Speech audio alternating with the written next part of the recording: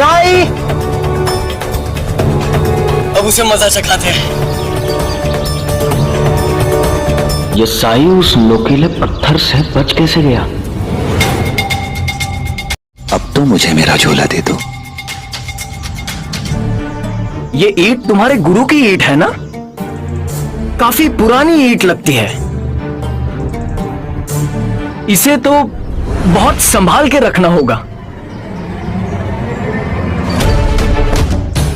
ऐसे बात नहीं बनने वाली। साई को लग रहा है कि हम ईंट तोड़ेंगे नहीं।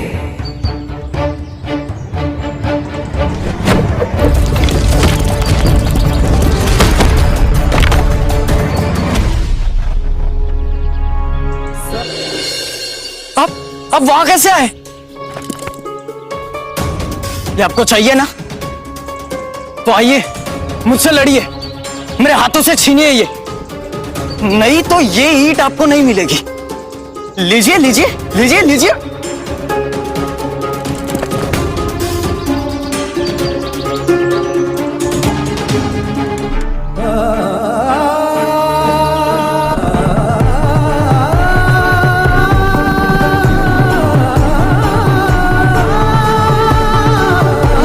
वापस दे दो, वापस दे दो। मेरी ईंट मुझे वापस दे दो, वापस दे दो। मेरी ईंट मुझे वापस दे दो, वापस दे दो। मुझे मेरी ईंट वापस दे दो, वापस दे दो। मेरी ईंट मुझे वापस दे दो, वापस दे दो। मेरी ईंट मुझे वापस दे दो, वापस दे दो। मेरी ईंट मुझे वापस दे दो, वापस दे दो। मेरी ईंट मुझे वापस दे दो, वापस दे दो। मेरी ईंट मुझे वापस दे दो, वापस दे दो।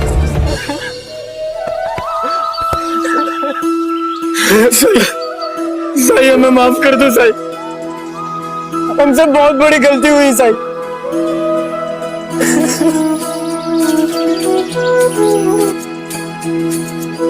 मेरी ईंट,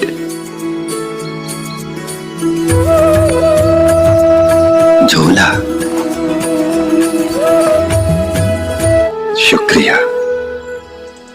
रुकिए साई, आप हमें डांटना क्यों नहीं चाहते? तुम्हें डांटने फटकारने से मुझे क्या मिलेगा? क्या उससे कीचड़ साफ हो जाता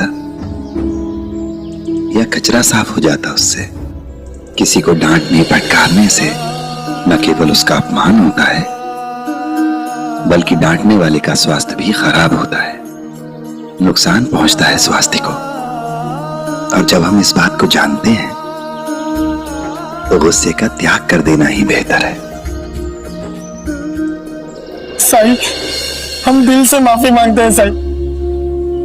हमने आपको बहुत परेशान किया, लेकिन फिर भी आप मुस्कुराते रहे। क्रोधात् भवति सम्मोहः, सम्मोहात् स्मृति विभ्रम, स्मृति भ्रंशात् बुद्धिनाशो, बुद्धिनाशात् प्रणश्यति। अर्थात क्रोध मनुष्य का सबसे बड़ा शत्रु है और क्रोध ही मनुष्य के विनाश का कारण बनता है। फिर लोग क्रोध क्यों करते हैं साई? जब इंसान को अपने अहम पर खतरा नजर आता है तो अहम की रक्षा करने के लिए क्रोध उत्पन्न होता है। तो उसका क्या उपाय है साई?